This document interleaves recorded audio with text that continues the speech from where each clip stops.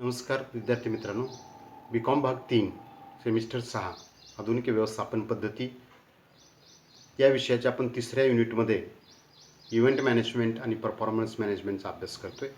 याच्यामध्ये आपण इव्हेंट मॅनेजमेंटचा अभ्यास संपवलेला आहे आणि परफॉर्मन्स मॅनेजमेंटचा आपण अभ्यास करतो आहे.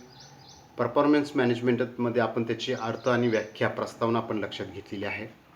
आज आपण परफॉर्मन्स मॅनेजमेंटचं इव्हॅल्युशन म्हणजे कामगिरी व्यवस्थापनाची उत्क्रांती आपण लक्षात घेतोय. जेव्हा बाजारपेठेतील स्पर्धात्मक दबाव कंपन्यांना वाढू लागला तेव्हापासून कामगिरी व्यवस्थापनाचं महत्त्व देखील वाढू लागलेलं आहे. एकूणच उत्पादकता आणि कार्यक्षमता सुधारण्यासाठी त्यांच्या प्रणालीमध्ये कामगिरी व्यवस्थापनाची सर्वंकष प्रक्रिया सुरू करण्याची गरज व्यवसाय संघटनांना भासू लागलेली दिसते. अमेरिकेत कामगिरी मूल्यांकनाचे अनेक प्रारंभिक संदर्भ असल्याचे आढळते. गेल्या शतकामध्ये कार्यप्रदर्शन व्यवस्थापनाचा विकास कसा झाला त्याची थोडक्यात माहिती आपण पुढच्या चार्टच्या आधारे घेऊया. याच्यामध्ये वर्ष आणि कामगिरी व्यवस्थापनामध्ये पडलेली भर दिलेली आहे. 1908 मध्ये F.W. टेलर यांनी शास्त्रीय व्यवस्थापनाची तत्त्वे लागू केली की एखाद्या व्यक्तीच्या त्याच्या कार्यक्षमतेवर परिणाम होण्याच्या कार्याच्या संभाव्यतेचा प्रभाव शोधू शकतात. त्या शास्त्रीय व्यवस्थापनाच्या science not rule of thumb, harmony not discord वगैरे ही जी काही शास्त्रीय व्यवस्थापनाची तत्त्व होती त्याच्यातून तुम्हाला तुमच्या कार्यक्षमतेवरती म्हणजे कामगारांच्या कार्यक्षमतेवरती होणारा जो काही संभाव्य फ्लो आहे तो फाइंड आउट करता येतो. 1909 आणि 1913च्या मध्ये हेनरी फोर्ड यांनी मोठ्या प्रमाणावरती मोटारीचं उत्पादन सुरू केलं. मास प्रोडक्शन ही कन्सेप्ट त्यावेळेला आली.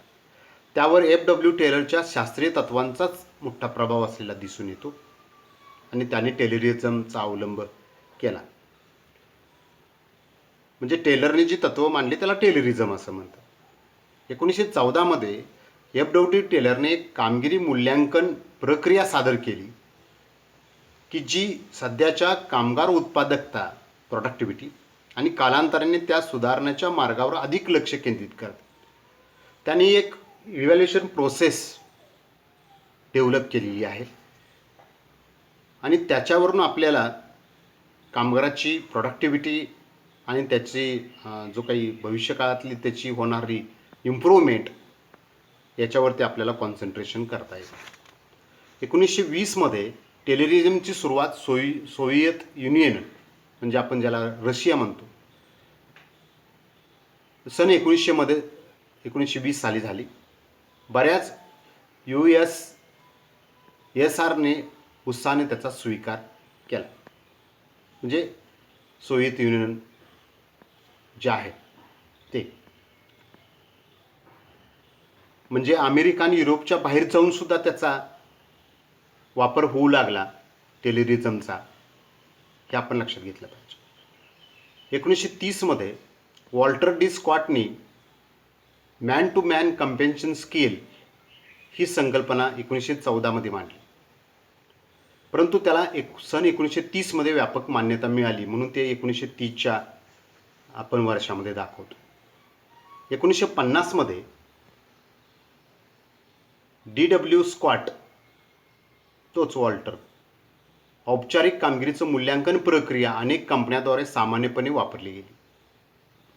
त्यांनी जो कंपन्यांचं कामगिरी मूल्यांकनाची प्रक्रिया त्यांची जी आहे त्या अनेक कंपन्यांनी त्याच्यामध्ये वापरली. 1960 मध्ये कामगिरी मूल्यांकन वार्षिक गोपनीय अहवालावरती आधारित होते. आपल्या भारतात आजही तो गोपनीय अहवालच आहे, कॉन्फिडेन्शियल रिपोर्ट, ज्यात कर्मचाऱ्याच्या कामगिरीबद्दल संपूर्ण माहिती प्रदान केली गेली. हे अहवाल कर्मचारी सेवा रेकॉर्ड म्हणून देखील ओळखले गेले. आपल्याकडे आजपर्यंत तेच आहे. पण हा कॉन्फिडेन्शियल रिपोर्ट लिहितो कोण? तर त्या कर्मचाऱ्याचा संबंधित म्हणजे लगेचचा जो वरिष्ठ आहे कर्मचारी असेल तर त्याचा सुपरवायझर असेल तर त्याचा असिस्टंट मॅनेजर असेल तर मॅनेजरचा असेल तर CEO ते लिहितात. आणि CEOचं जे काही मूल्यांकन आहे ते मालक करतात. 1970मध्ये कर्मचाऱ्यांच्या अहवालामधून नकारात्मक टिप्पणी दिली गेली, जेणेकरून ते त्यासाठी सुधारात्मक उपाय करतात. म्हणजे त्याच्यामध्ये त्यांचं काय चुकतंय ते दाखवलं गेलं. त्याचा हेतू ॲक्च्युली कसा होता की त्याने त्याच्यात सुधारणा करावी, परंतु याच्यातून वेगळे कॉन्सिक्वेन्सेस निर्माण झाले हे नंतरच्या काळात किंवा आजही आपण ते पाहतो. कारण भारतामध्ये अजूनही याचाच वापर केला. 1980 ते 1990 या दशकामध्ये मल्टीपर्सन रेटिंग, 360 डिग्री फीडबॅक हे परफॉर्मन्स अप्रायझलचे काही नवीन आपण ज्याला काय म्हणतो टाईप्स लोकप्रिय झाले. परंतु काही संस्थांकडून ते स्वीकारले गेले नाही, कारण त्यांच्या बजेटचा बराच खर्च त्यासाठी होत झालेला होता. 2000मध्ये कामगिरी मूल्यमापनाची प्रक्रिया ही कर्मचाऱ्यापुरती मर्यादित न ठेवता अधिक विकासासाठी चालणारी खुली व लवचिक ठेवली. म्हणजे ते ओपन केली आणि फ्लेक्झिबल केली. आता 2030मध्ये काय होऊ शकतं, तर कृत्रिम बुद्धिमत्तेच्या आधारे मानवी संसाधन व्यवस्थापन केले जाऊ शकते. त्यामध्ये संख्यात्मक मूल्यांकनाऐवजी गुणात्मक मूल्यांकन केले जाऊ शकेल. पण ते कोण करणार? आर्टिफिशियल इंटेलिजन्स करणार, मनुष्य कोण नाही करणार.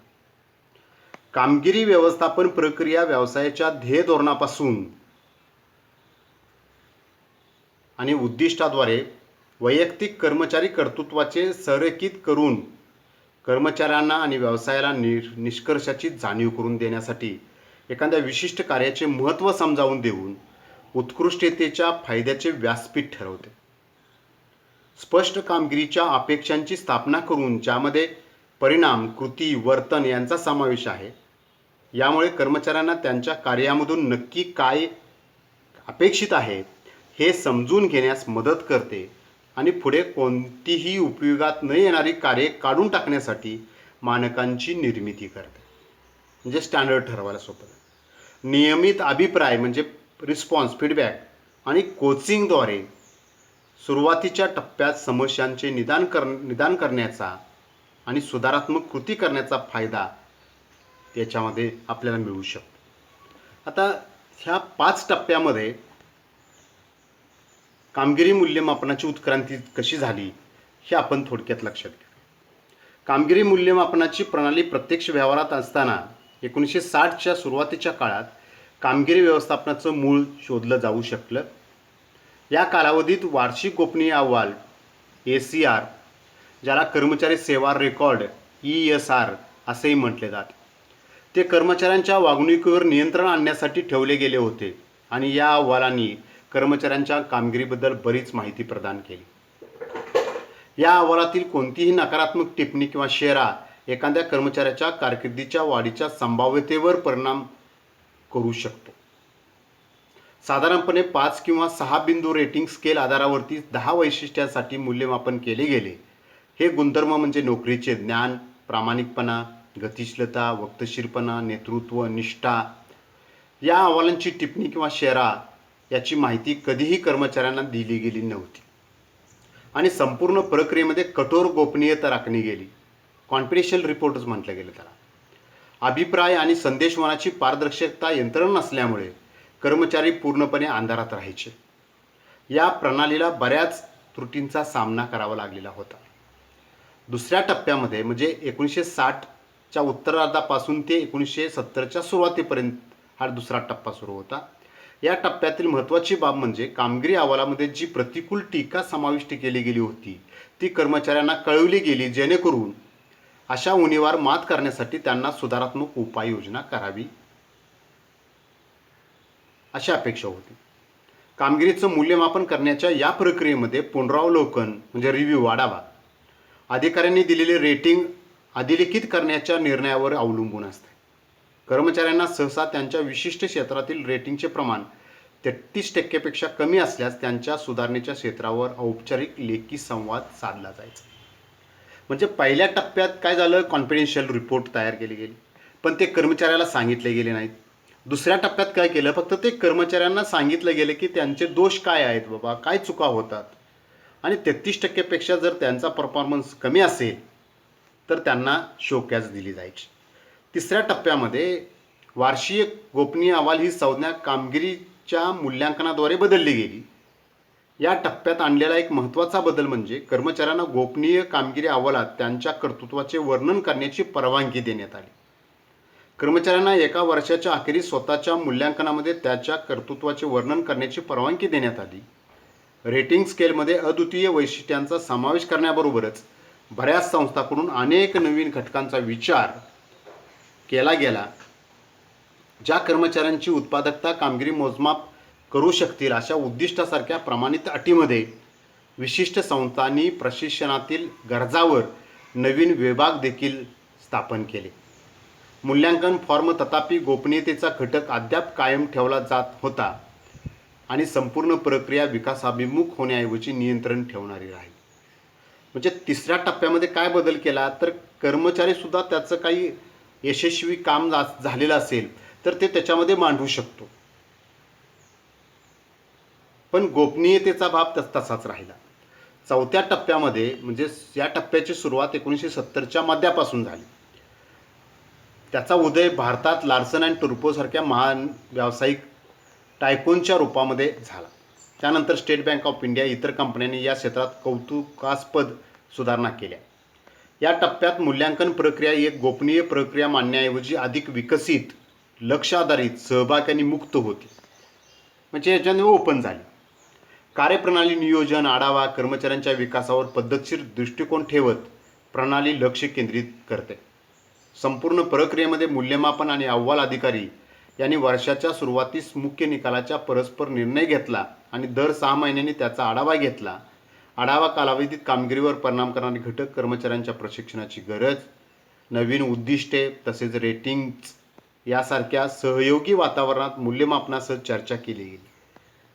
या टप्प्यामध्ये कर्मचारी व्यवस्थापनाच्या क्षेत्रात एक स्वागतार्ह बदल होता आणि बऱ्याच संस्थांनी त्याच्या विकासात्मक समस्यांची काळजी घेण्यासाठी नवीन मानव संसाधन विभाग सुरू केला गेला.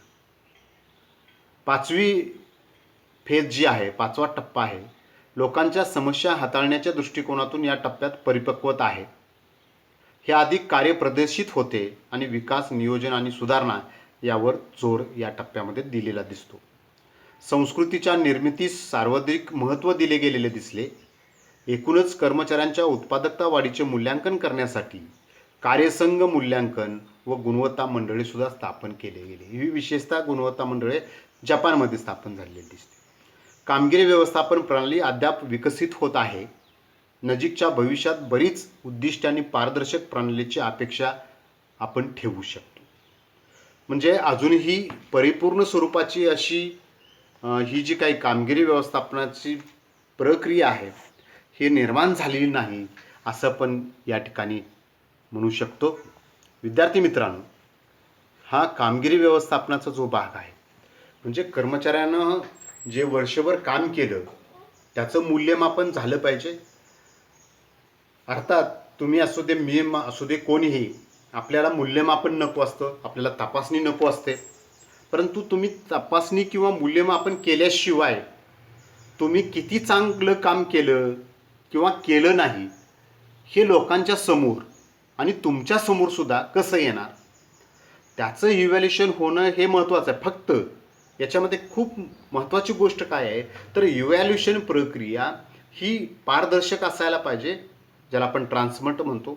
ती दोघांनाही, इव्हॅल्युएशन करणारे आणि ज्याचं इव्हॅल्युएशन केलं जातं या दोघांनाही ती मान्य असायला हवी. त्याच्यामध्ये जे काही मुद्दे घेतलेले असतात हे प्रशिक्षणावरती भर देणारे असावेत, ना त्याची नाव उमेद करणारे, त्याला त्याच्या विकासामध्ये किंवा त्याला संधी प्राप्त करण्यामध्ये अडचणी किंवा अडथळे निर्माण करणारे नसावेत, त्याच्या नोकरीवरती गंडा आणणारे नसावेत. हे पाहणं महत्त्वाचं आहे. तसंच एखादा कर्मचारी खरोखरच कामचुकार असेल तर त्यालासुद्धा या माध्यमातून आपल्याला थोडंसं त्याच्यावरती वचक ठेवता येईल किंवा त्याला म्हणजे सुधारण्याच्या प्रक्रियेमध्ये आणता येईल. किंवा जसा आपण एखादा तांदळामधला खडा बाजूला काढून ठेवतो तसं त्याला बाजूला काढता येईल. हे खूप महत्त्वाचं आहे. पण जे खरोखर प्रत्यक्षात काम करतात त्यांचं इव्हॅल्युएशन का होऊ नये हा प्रश्न आपण सुद्धा लक्षात घेणं आवश्यक आहे. तर आजचं माझं लेक्चर तुम्ही शांतपणे ऐकून घेतले याबद्दल मी तुमचं मनापासून धन्यवाद व्यक्त करतो.